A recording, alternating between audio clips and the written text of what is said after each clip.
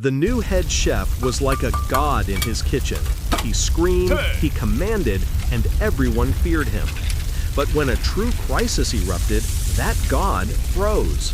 And leadership was born from the most unexpected place, from the steamy corner where the dishes were washed, from the hands of an old man who, without saying a single word, simply did what needed to be done. Welcome to Untold Tales. Before we begin this powerful story of a quiet hero and a fallen king, tell us in the comments, from which city are you watching this video today? And if you believe true leaders are forged in crisis, not appointed by title, hit that subscribe button and help us share the stories that matter. The restaurant, Aria, was not merely a place to eat, it was a temple of gastronomy.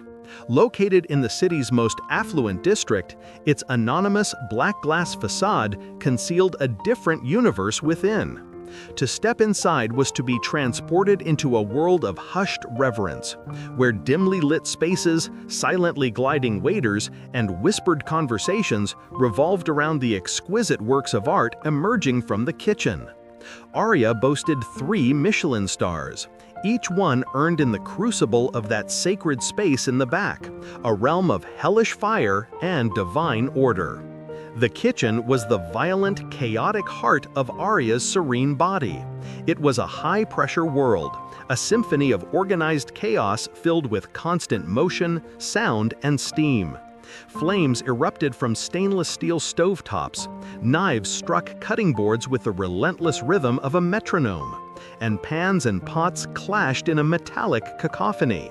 The conductor of this symphony, its undisputed maestro, was the new and brilliant head chef, Julian Croft. At only 28, Julian was a rock star of the culinary world. He was creative, ambitious, and utterly ruthless. He had zero tolerance for anything less than perfection, and ruled his kitchen with the unyielding discipline of a drill sergeant. For him, every plate was a masterpiece, and every employee was merely a brushstroke in its creation. And if a brush failed, it was snapped and discarded without a second thought. His kitchen was a place of fear and awe, where grown men trembled at the sound of his voice. He was not a boss, he was a god in his own small, fiery kingdom. In the darkest, hottest, and most forgotten corner of this gleaming, noisy world was the dish pit. It was a windowless, perpetually steaming room where the soiled remnants of the kitchen's beautiful creations came to die. It was a place filled with the constant roar of an industrial dishwasher and the clatter of porcelain and steel. The sole inhabitant of this small, steamy purgatory was a man in his late 60s, an immigrant from El Salvador named Carlos. Carlos was a ghost in the machine of Aria. His presence was so quiet, so deeply unassuming, that most of the kitchen staff only remembered he existed when a stack of clean, warm plates magically appeared at their station. His shoulders were stooped from years of lifting heavy pots and racks of dishes. His face was a testament to a life of hardship, carved with deep lines by a tropical sun and a difficult past. His hands were gnarled and calloused, permanently stained by hot water and harsh chemicals. Yet his movements possessed a surprising economy and grace. He never spoke unless spoken to, never complained, never looked anyone directly in the eye for more than a second. He just did his job. Dirty dishes came in, clean dishes went out.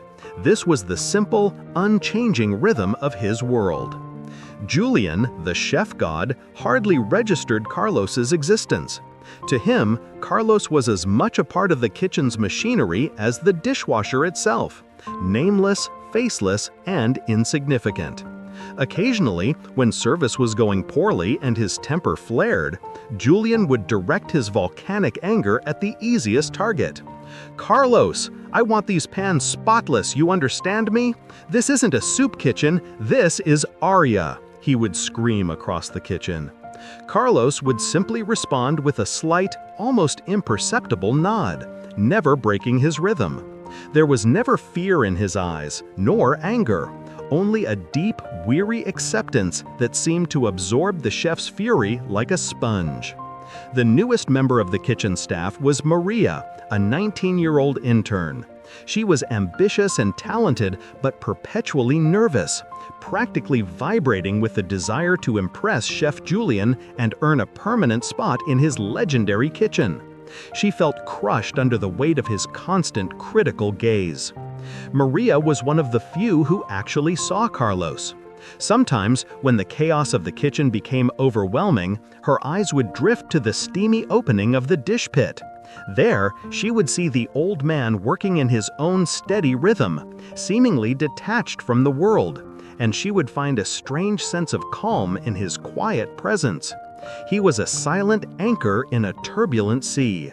She noticed the small things, the way he could perfectly balance a towering stack of plates, the methodical way he organized his cleaning station, the almost gentle way he handled the delicate glassware. There was a hidden wisdom in his movements that seemed out of place in the lowest station in the kitchen. It was Saturday night. The dining room at Aria was fully booked, a constellation of the city's elite, and the kitchen was a battlefield. The pressure, always high, had been ratcheted up to an almost unbearable level. Julian was more on edge than usual. Seated at table 7 was the country's most influential food critic, a man whose review could elevate the restaurant to global legend status or shatter its reputation overnight.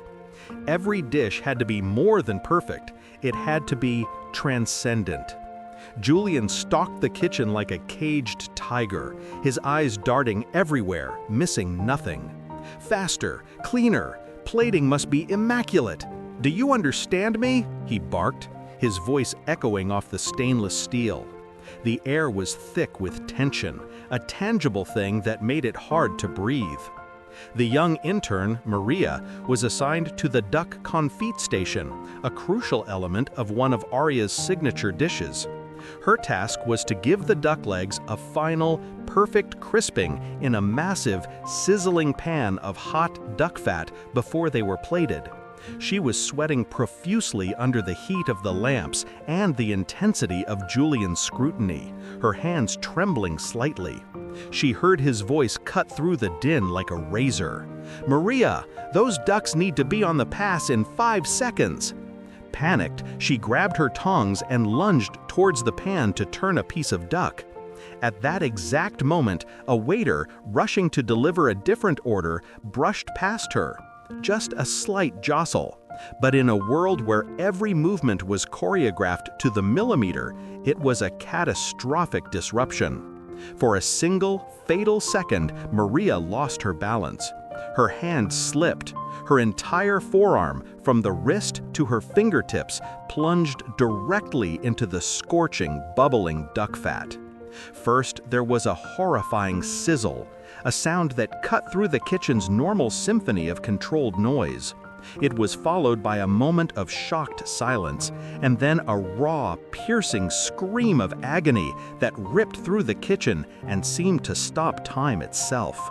Maria pulled her hand from the pan, a cloud of foul-smelling steam rising from her skin. She stared at it in disbelief, seeing the flesh instantly turn a waxy white and begin to blister. The kitchen froze. Knives stopped chopping. Flames were lowered. Every head turned to the source of the scream, to the young girl now collapsing to the floor, cradling her horrific injury and sobbing in a mixture of agony and terror. Julian spun around at the sound. He saw the scene, the spilled pan, the weeping girl on the floor, the other cooks staring in paralyzed shock. The godlike mask of control shattered. His mind, usually a supercomputer of culinary calculations, simply shut down. This was an ugly, unplanned variable in his perfect equation. This was something he could not control. He didn't know what to do. He just stood there, his mouth slightly agape, his eyes wide with a dawning horror, watching as the most important night of his career devolved into a nightmare. Someone do something," he stammered. But his voice was so weak, so utterly devoid of its usual authority, that no one even heard him. The other cooks, looking to their leader for guidance and finding only a statue of fear, descended into their own panic. One ran for ice, another for water. Orders were shouted, but they were contradictory and useless. The kitchen's rigid discipline had completely disintegrated into chaos. Maria was left to suffer in the center of the storm, alone and terrified. The chaos in the kitchen swirled around Julian, but he was no longer a part of it. He was a spectator to the disaster unfolding in his own kingdom. The precise, disciplined movements of his staff had devolved into a frantic, headless dance. Shouts and panicked suggestions filled the air, creating a disorienting wall of noise. In the center of it all, Maria's cries of pain were a heartbreaking metronome, counting down the seconds of his failure. For the first time in his professional life, Julian Croft was utterly, paralyzingly useless. His genius, his ambition, his Michelin stars, none of it mattered. He was a commander whose army had fallen into disarray, and he had no orders to give because he himself was lost. He saw the critic at table 7 looking towards the kitchen doors with a concerned frown, and a cold dread washed over him. It was over. The young cooks, loyal but leaderless, tried their best. One approached Maria with a bucket of ice, a common but dangerously wrong instinct for a severe burn. Another tried to pour bottled water on the injury, which only risked contamination. Their good intentions were paving a road to further harm. They looked at Julian, their eyes pleading for guidance, for the decisive command that always came.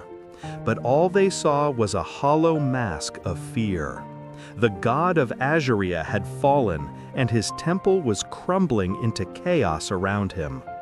The silence from their leader was more terrifying than any of his screams had ever been. It was the silence of abdication, the sound of a king abandoning his throne in the moment of greatest need. The seconds stretched into an eternity, each one filled with the intern suffering and the collective shame of a kitchen that had lost its way. It was in that moment of total paralysis that a figure emerged from the steamy darkness of the dish pit.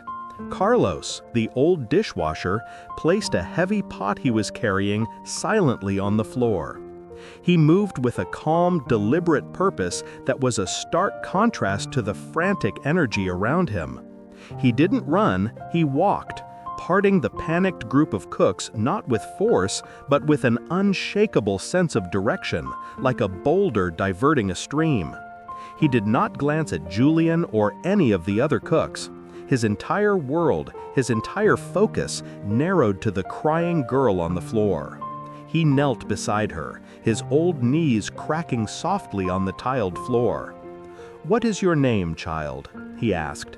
His voice was quiet, calm, and astonishingly powerful. It was laced with a soft accent, but it cut through the noise of the kitchen with absolute authority. The cooks who had worked alongside him for years, who had never heard him speak more than a single word, fell silent. "Maria," the girl sobbed. "All right, Maria. My name is Carlos. Now, take a deep breath. I am going to get you through this. Trust me." His words were not a request, but a statement of fact, a promise. Then, with the precision of a field commander, he began issuing orders. "You, forget the ice. Never put ice on a burn. Get me a basin of cool, clean water, not cold. You, find me clean, dry towels, but not cotton, no loose fibers, now." His voice was so certain, so filled with an innate authority, that the same men who had been taking orders from the famous chef moments ago now obeyed the dishwasher without a moment's hesitation. Julian, still frozen against a counter, watched this incredible scene unfold. He was a stranger in his own kitchen. The water and towels arrived. Carlos gently but firmly took Maria's burned arm and submerged it in the cool water. "It will stay here for 15 minutes, he stated, his calm never wavering. As Maria's sobs of pain slowly subsided into whimpers, he spoke to her in a low, soothing voice, telling her to focus on her breathing. It was not just first aid, it was a psychological intervention, a masterful de-escalation of trauma. After 15 minutes that felt like an eternity, Carlos gently lifted Maria's arm from the water. The skin was a horrific patchwork of white and red, and in a few places, the burn was so deep that minor bleeding had begun. "The ambulance is on its way," someone from the dining room staff called out. "We need to control the bleeding and the risk of infection until they arrive," Carlos said, his voice a calm anchor in the now silent kitchen. He took one of the clean towels. But a simple towel wouldn't provide the focused pressure needed. Carlos's eyes scanned the immediate area, his mind working with a speed and efficiency that belied his age. His gaze landed on the sleeve of Maria's own clean cotton chef's jacket. Without a second's thought, he pulled a small, surprisingly sharp pocket knife from his trousers and, with a single, practiced motion, sliced a long, clean strip from the sleeve's fabric. He carefully patted the wound dry and folded the strip of cloth into a thick, sterile pad, placing it firmly over the worst part of the burn to apply pressure. As he reached to cut another strip to use as a bandage, the sleeve of his own old, worn work shirt slid up to his elbow. And in that moment, time on the bridge of Arya's kitchen truly froze. There, on the weathered, sun-darkened skin of Carlos's forearm, just above the wrist, was an old tattoo, its green and black ink faded by decades of sun and scrubbing, but its design still clear and unmistakable. It was a downward-pointing sword, crossed by two arrows and encircled by a motto, De Oppresso Liber. No one in the kitchen knew what the Latin phrase meant, but at that moment, a retired Army colonel, a regular patron of the restaurant who had stepped towards the kitchen door to see what the commotion was about, saw the tattoo. His eyes widened in stunned recognition. He placed his glass of whiskey down on the bar and unconsciously stood up straighter, because he knew exactly what that motto meant. It was the creed of the United States Army Special Forces, the Green Berets: to free the oppressed. Unaware that his secret had been exposed, Carlos continued his work. He expertly wrapped the wound, securing the pressure pad and stopping the bleeding. Just as he finished, the paramedics rushed in. He gave them a quick, concise, and professional summary of the situation, a report delivered with the clipped efficiency of a soldier. Second-degree thermal burns, possible third-degree in localized areas. Thermal shock is under control. Bleeding has been stopped. Pulse is steady. Patient is calm. The paramedics stared at him, momentarily stunned by his professionalism. As one of them examined the wound, he looked up at Carlos in admiration. "You did a hell of a job. You probably saved her from major tissue damage and a nasty infection. Are you a doctor?" Carlos slowly got to his feet. He pulled his sleeve down, hiding the tattoo once more. He looked the paramedic in the eye and said quietly, "I'm just the dishwasher, sir." Then, as if nothing had happened, he turned his back on the scene and walked back into the steam and shadows of his dish pit. A profound, absolute silence filled the kitchen. Everyone stared at the empty space where the quiet old man had just been. Julian Croft was leaning against the wall, his face as white as a porcelain plate. The man he had ignored, the man he had scorned, had not only saved a young girl's hand from permanent damage, but he had, in the process, shattered his entire arrogant world. In that moment, Julian understood. Leadership was not about screaming orders or having a famous name. It was not about titles or Michelin stars. It was about stepping into the breach when everyone else was frozen. It was about having the courage to act, the skill to heal, and the humility to walk away without seeking credit. When the kitchen slowly came back to life, the atmosphere was forever changed. The fear that had once defined it was gone, replaced by a quiet, profound respect. The cooks looked at each other, then towards the steamy corner of the dish pit with a new understanding. They had been working alongside a hero and had never even known his name. Julian watched them, and for the first time, he felt not like a god, but like a student. The true leader of Arya's 3-star kitchen, he now knew, was not the celebrity chef in the spotlight, but the quiet old dishwasher, the silent warrior in the shadows. And he knew his kitchen would never be the same again. It would be better.